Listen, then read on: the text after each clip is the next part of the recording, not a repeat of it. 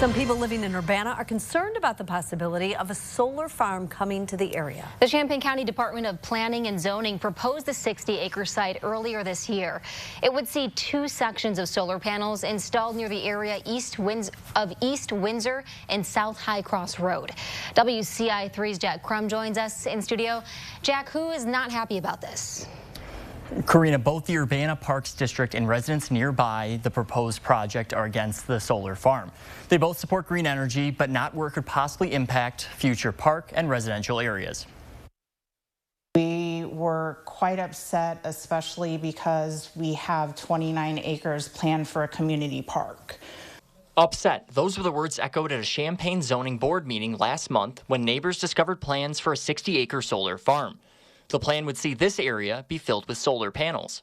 The issue some residents have includes the proposed park that would be right next to it. Certainly abutting the boundaries of the proposed park, which is 29 acres that are now in the hands of the Urbana Parks, the Urbana Parks Foundation.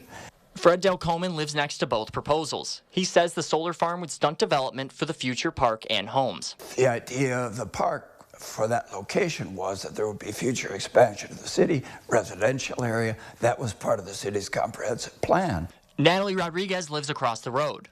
She says she's all for green energy in the right spot. It's about us as a community in Southeast Urbana rallying to let the county board know that we're not okay with these out-of-state solar companies coming to put the solar farms that don't really benefit us in any way. I talked with the director of the Urbana Park District over the phone. He says he was surprised by the proposal. In a statement to WCIA, the Department of Planning and Zoning addressed the district's concerns. It said in part, quote, "Park District concerns were primarily related to the impact of the solar farm on access to the future park site.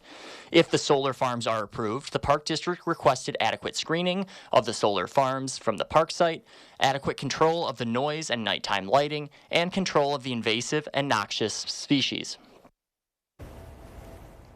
The next zoning meeting is on March 14th. Members of the community and the Parks District are expected to voice their concerns about the project. Karina?